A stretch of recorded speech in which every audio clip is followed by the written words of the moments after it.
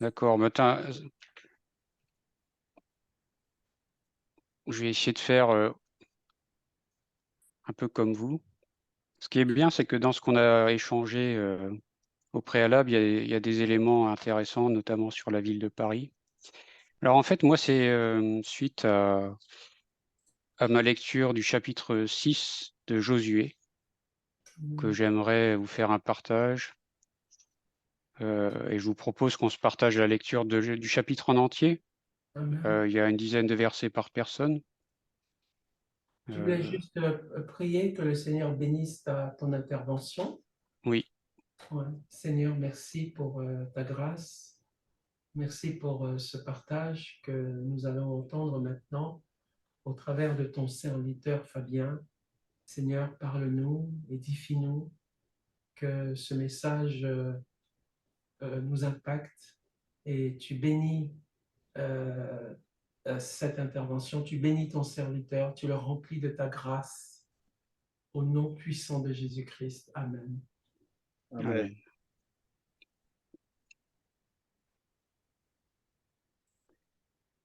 Donc Josué, chapitre 6.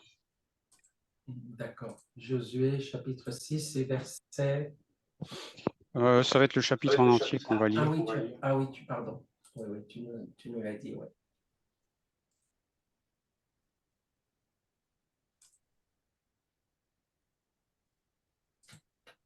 Parce qu'en fait, j'avais été interpellé lors de ma lecture matinale, et puis finalement, en tirant sur la pelote de laine, ben, j'ai un peu travaillé tout ça pour essayer de présenter un message.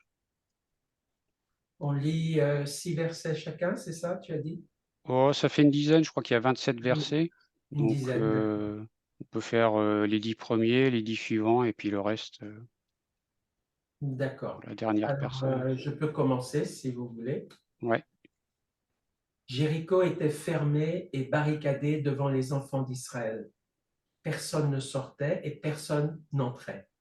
L'Éternel dit à Josué, vois, je livre entre tes mains Jéricho et son roi, ses vaillants soldats. Faites le tour de la ville, vous tous les hommes de guerre. Faites une fois le tour de la ville. Tu feras ainsi pendant 6 jours. 7 sacrificateurs porteront devant l'arche 7 trompettes retentissantes. Le 7e jour, vous ferez 7 fois le tour de la ville et les sacrificateurs sonneront des trompettes. Quand ils sonneront de la corne retentissante, quand vous entendrez le son de la trompette, tout le peuple poussera de grands cris. Alors la muraille de la ville s'écroulera et le peuple montera, chacun devant soi. Josué, fils de Nun, appela les sacrificateurs et leur dit, portez l'arche de l'alliance et que 7 sacrificateurs portent 7 trompettes retentissantes devant l'arche de l'Éternel.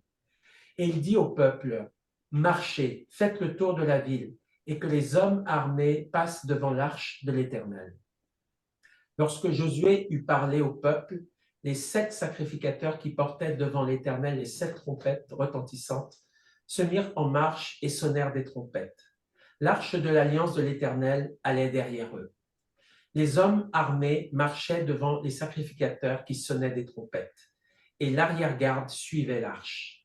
Pendant la marche, on sonnait des trompettes. Josué avait donné cet ordre au peuple.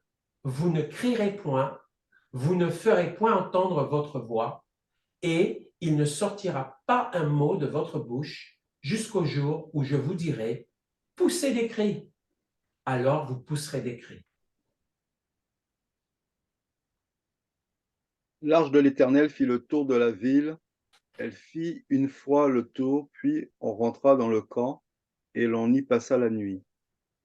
Josué se leva de bon matin et les sacrificateurs portaient l'arche de l'Éternel. Les 7 sacrificateurs qui portaient les 7 trompettes retentissantes devant l'arche de l'Éternel se mirent en marche et sonnèrent des trompettes. Les hommes armés marchaient devant eux, et l'arrière-garde suivait l'arche de l'Éternel. Pendant la marche, on sonnait des trompettes. Ils firent une fois le tour de la ville, le second jour, puis ils retournèrent dans le camp. Ils firent de même pendant 6 jours. Le 7e jour, ils se levèrent de bon matin, dès l'aurore, Et ils firent de la même manière 7 fois le tour de la ville. Ce fut le seul jour où ils firent 7 fois le tour de la ville. À la 7e fois, comme les sacrificateurs sonnaient des trompettes, Josué dit au peuple, poussez des cris, car l'Éternel vous a livré la ville. La ville sera dévouée à l'Éternel par interdit, elle et tout ce qui s'y trouve. Mais on laissera la vie de Rahab, la prostituée, et à tous ceux qui seront avec elle dans la maison, parce qu'elle a caché les messagers que nous avions envoyés. Gardez-vous seulement de ce qui sera dévoué par interdit, car si vous preniez de ce que vous aurez dévoué par interdit, vous mettriez le camp d'Israël en interdit et vous y jeteriez le trouble. Tout l'argent et tout l'or, tous les objets d'airain et de fer seront consacrés à l'Éternel et entreront dans le trésor de l'Éternel. Le peuple poussa des cris et les sacrificateurs sonnèrent des trompettes. Lorsque le peuple entendit le son de la trompette, il poussa de grands cris et la muraille s'écroula. Le peuple monta dans la ville, chacun devant soi, et ils s'emparèrent de la ville. Et ils dévouèrent par interdit au fil de l'épée tout ce qui était dans la ville, hommes et femmes, enfants et vieillards, jusqu'aux bœufs, aux brebis et aux ânes. Josué dit aux 2 hommes qui avaient exploré le pays, entrez dans la maison de la femme prostituée et faites-en sortir cette femme et tous ceux qui lui appartiennent comme vous le lui avez juré. Les jeunes gens, les espions, entrèrent et firent sortir Rahab, son père, sa mère, ses frères et tous ceux qui lui appartenaient. Ils firent sortir tous les gens de sa famille et ils les déposèrent hors du camp d'Israël. Ils brûlèrent la ville et tout ce qui s'y trouvait, seulement ils mirent dans le trésor de la maison de l'Éternel l'argent, l'or et tous les objets d'airain et de fer. Josué laissa la vie à Rahab la prostituée, à la maison de son père et à tous ceux qui lui appartenaient. Elle habitait au milieu d'Israël jusqu'à ce jour, parce qu'elle avait caché les messagers que Josué avait envoyés pour explorer Jéricho. Ce fut alors que Josué jura en disant, « Maudit soit devant l'Éternel l'homme qui se lèvera pour rebâtir cette ville de Jéricho. Il en jettera les fondements au prix de son premier-né, il en posera les portes au prix de son plus jeune fils. » L'Éternel fut avec Josué, dont la renommée se répandit dans tout le pays. Amen. Amen. Voilà, donc c'est une petite étude succincte du chapitre 6 que je vous propose de faire ce soir. Et donc, Josué, le livre de Josué, c'est vraiment l'entrée d'Israël en terre promise. Et rétrospectivement, j'avais un petit peu un regard sur le parcours d'Israël à sa sortie d'Égypte, l'Égypte qui est la maison de servitude, le temps de l'Exode qui est un temps de formation, d'épreuve, qui est un cheminement en fait vers une prise de conscience, puisque même les livres de la Bible qui s'enchaînent entre l'Exode, le Lévitique, Nombre et Deutéronome, finalement nous fait parcourir la loi avec différents aspects qui sont plus ou moins mis en valeur, jusqu'à arriver à Josué, c'est l'entrée dans la terre promise. Israël, la terre promise d'ailleurs, si on reprend le mot promettre, j'ai bien aimé étudier ça un petit peu parce que c'est mettre devant, promettre. Donc c'est la terre qui est mise devant Israël pour entrer dans ce lieu que Dieu leur a réservé. Et donc le chapitre 5 de Josué se termine justement avec cette rencontre entre Josué et le chef de l'armée de l'Éternel qui tient son épée à la main aux abords de Jéricho. Donc c'est vraiment un temps de combat auquel doit se préparer Israël. Et la réflexion que j'avais dans un premier temps, c'est de dire que la sortie du pays d'Égypte, donc cette maison de servitude, c'est un esclavage. Et l'esclavage, pour nous, en tant que chrétiens, avec le regard du Nouveau Testament, c'est de voir qu'on sort de l'esprit du monde et de l'état de pécheur. C'est cet esclavage-là qui est mis en valeur dans le Nouveau Testament, faisant écho à l'Égypte ancienne. On devient voyageur sur la terre quand on passe par cette prise de conscience, cette repentance, et on est en exode sur terre. Et on est mis à l'épreuve nous-mêmes par rapport à la parole de Dieu, à ce qu'on en sait, à ce qu'on en retient jour après jour. Christ veut établir son royaume dans nos cœurs et abattre les forteresses qui y subsistent. Et en fait, on voit que Israël va entrer en terre promise, mais en terre promise, il y a des forteresses. Ben, c'est à peu près le même combat que nous, on a en tant que chrétiens. Quand on accepte le Seigneur, il est venu à nous chercher, il veut nous amener dans un endroit, mais il y a encore des choses en nous. La terre promise, en fait, c'est la terre promise de nos cœurs, que Dieu veut conquérir et abattre toutes les résistances qu'il y a. Et les résistances qu'il y a, on les retrouve dans 2 Corinthiens 10, au verset 4 et 5. Ça explique bien quelles sont les forteresses, puisque Jéricho, c'est une image des forteresses que Dieu veut vraiment abattre.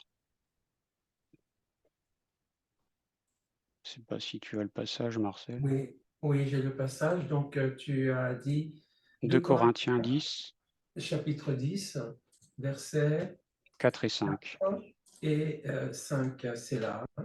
Voilà. Car les armes avec lesquelles nous combattons ne sont pas charnelles, mais elles sont puissantes par la vertu de Dieu pour renverser des forteresses. Nous renversons les raisonnements et toute hauteur qui s'élève contre la connaissance de Dieu et nous amenons toute pensée captive à l'obéissance de Christ. Voilà. Donc c'est ces forteresses-là que Dieu veut vraiment abattre dans nos vies. Et ce qui est intéressant aussi, que j'ai remarqué dans les 2 premiers versets du chapitre 6 de Josué, c'est qu'il est écrit que Jéricho était fermé et barricadé devant les enfants d'Israël. Personne ne sortait et personne n'entrait. Et l'Éternel dit à Josué, vois, je livre entre tes mains Jéricho et son roi, ces vaillants soldats. Et en fait, les vaillants soldats, on se demande où ils sont, puisque personne n'entrait et personne ne sortait de Jéricho. Donc il y a quelque chose qui est assez surprenant dans ce que dit l'Éternel. Ils sont où les vaillants soldats? Il est où le roi glorieux de Jéricho? Et en fait, le constat qu'on peut faire, c'est que la forteresse qu'est Jéricho, en fait, ceux qui sont à l'intérieur d'une forteresse se protègent de ceux qui sont à l'extérieur de la forteresse. Et la forteresse qu'est Jéricho, elle est transformée en prison par l'Éternel. Parce que la prison, c'est ceux qui sont à l'extérieur qui sont protégés de ceux qui sont à l'intérieur. C'est ce qu'on fait quand on incarcère quelqu'un. On le met à l'intérieur des murs pour que le reste de la population soit protégé. Mais en fait, c'est ce que devient cette forteresse-là. C'est Dieu qui renverse les choses. Ça devient une prison pour l'ennemi. Il ne peut pas s'échapper. Croyant être protégé derrière ces murs, en fait, il devient piégé derrière ces murs. C'est la première notion qu'en fait je voulais partager par rapport à ce passage, c'est vraiment la notion de forteresse. En deuxième point, il y a la stratégie de Dieu. Et la stratégie de Dieu, elle consiste à faire à Israël un tour de la ville par jour pendant 6 jours, 7 tours de la ville le 7e jour, avec 7 sacrificateurs et 7 trompettes retentissantes. Et la stratégie de Dieu, elle est simple en fait. Quand on regarde bien la marche des enfants d'Israël, on voit qu'il y a une avant-garde. Ensuite, il y a les 7 sacrificateurs qui précèdent l'arche. Et ensuite, il y a l'arrière-garde. Et l'arche, en fait, elle retient la loi. La loi, on sait que l'arche, dans le Nouveau Testament, c'est Christ. Donc Christ a toujours une position centrale, et c'est ce qu'on retrouve déjà dans ce livre de Josué, avec la marche des enfants d'Israël. Il faut que le Seigneur, dans nos vies aussi, soit en position centrale. Il y a l'avant-garde, l'arrière-garde, les sacrificateurs autour de l'arche, et Christ au milieu. Et par rapport à ce calcul mathématique, en fait, quand on retrouve le chiffre 7 à plusieurs reprises, il y a un parallèle qui m'est venu en lisant Apocalypse au chapitre 8, les versets 1 à 6.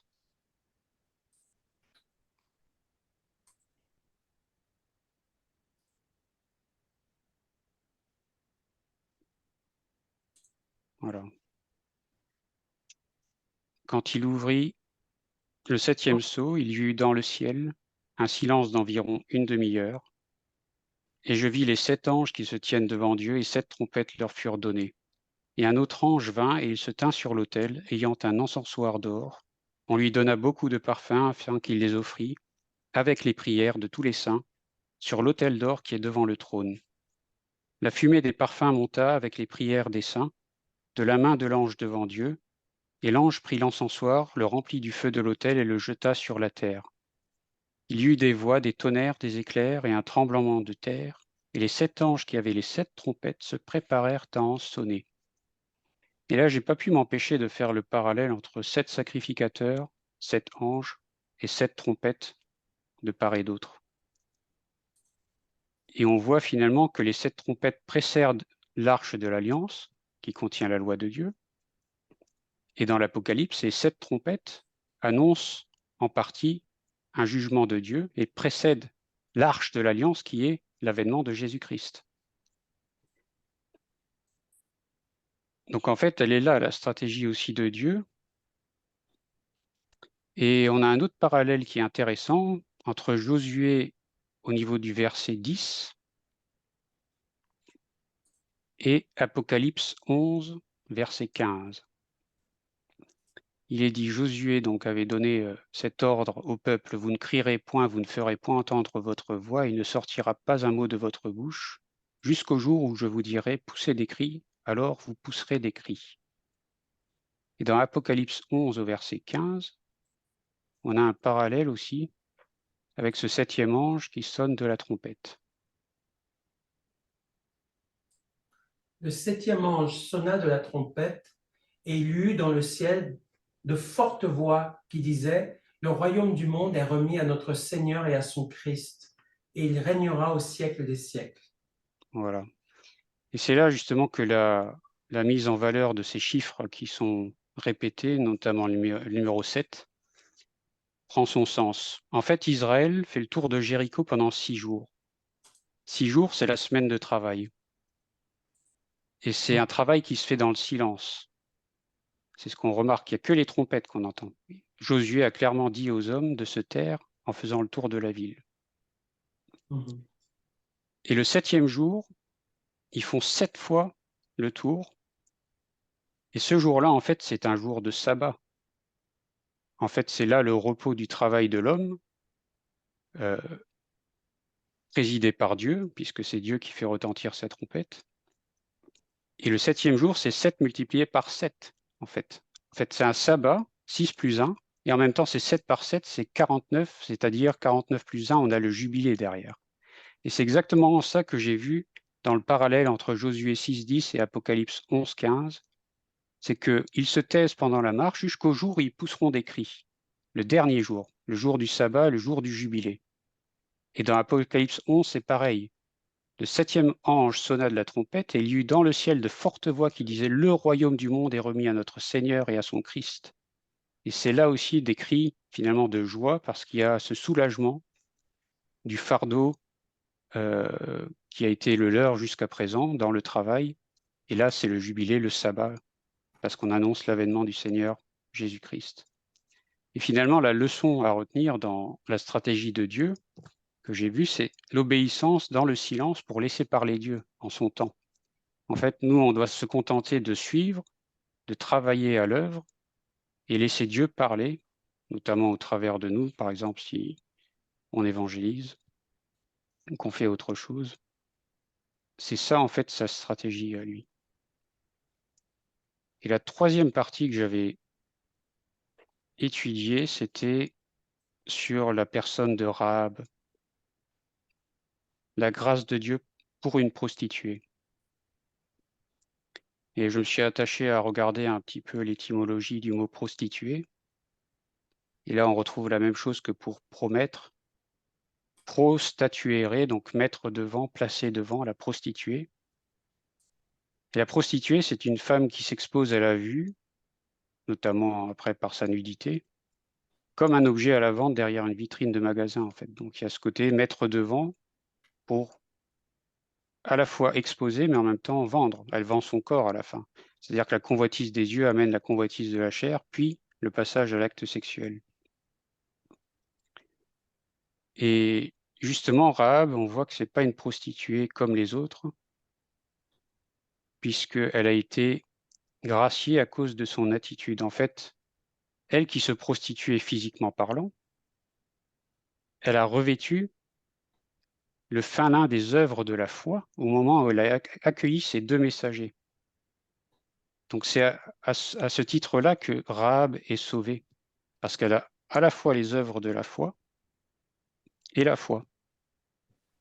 Et c'est bien rappelé dans Hébreux 11, verset 31. C'est par la foi que Rahab la prostituée ne périt pas avec les rebelles parce qu'elle avait reçu les espions avec bienveillance.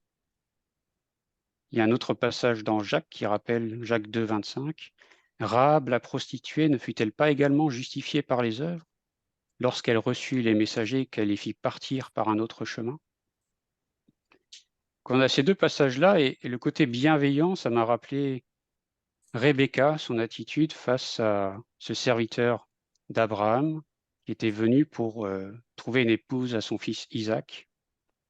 Et Rebecca, elle a eu cette même bienveillance, mais c'était à l'égard des 10 chameaux que le serviteur avait pris avec lui pour aller à la rencontre de cette femme.